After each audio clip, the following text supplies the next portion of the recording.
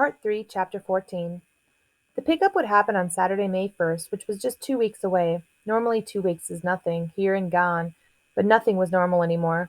I told myself over and over that I was being stupid. The police had said Burdett killed himself. It was idiotic to think that he'd been murdered. Idiotic to think that somebody might murder me. But it didn't matter what I told myself. Inside, I was scared. Every stranger on the sidewalk, every car on the street became a threat.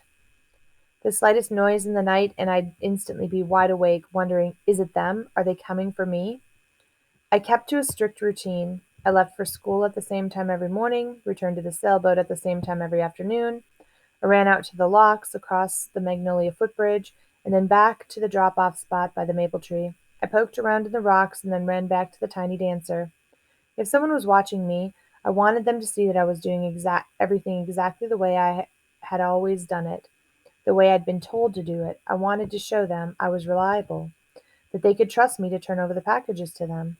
Day after day I stuck to the same schedule, but as May grew closer, my head started to ache and my blood was pumping so fast I could hear it drumming in my ears. I just wanted Saturday to come. I just wanted those packages off the boat. On the Friday morning before May 1st, I couldn't stop looking at the clock during my classes. I didn't know seconds and minutes could take so long to pass. Fourth period ended at 11:45, but already I felt as if I'd been at school for a week. I ate, or I tried to eat, my lunch in the commons, but when the bell sounded for fifth period, I just couldn't face it. Instead of going to class, I went out the gym door and headed back to the boat. It was strange walking down to the marina at that time of day. Fewer cars were on the streets and everything seemed quieter. When I crossed 32nd Avenue, it was as if I was the last person in the world. The only sound was the occasional bark of a dog. It was actually a relief to hear a car coming up the street behind me, or it was a relief for a few seconds, but then the feeling turned to fear. The car was going too slow. It should have passed me by now. Instead, it was inching along behind me. I wanted to turn to look, but I was afraid to. I told myself to count to 10, and then if the car hadn't passed me, then I'd turn and look. I started counting. 1, 2, 3, 4. I turned at 8. 40 yards behind me was a black Mercedes. As soon as I turned, the driver accelerated and the car flew by me, tires squealing as it rounded the corner and turned onto Seaview Avenue.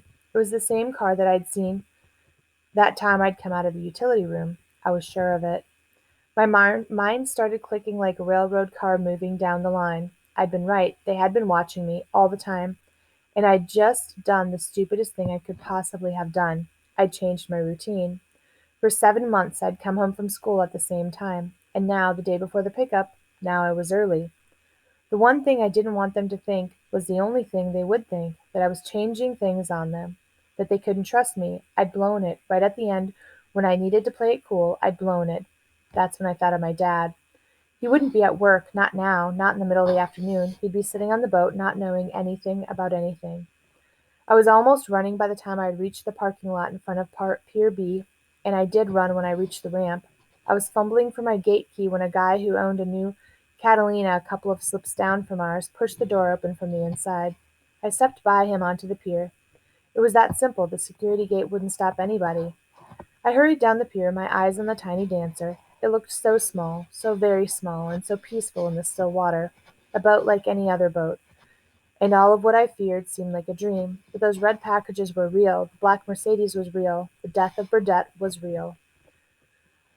The boat wasn't a terrible mess topside, but someone had been there, looking. The garbage can was tipped over. The bench seats were in the upright position. The sweaters and blankets stored beneath them were tossed about. I swallowed hard, then made my way down the steps leading into the cabin. That's where the real mess was. The ice box, the shelves, the drawers, everything had been tossed around like so much trash. Cans of food rolled around in a puddle of milk mixed with orange juice. The mattress and pillows in the sleeping berths had been split open.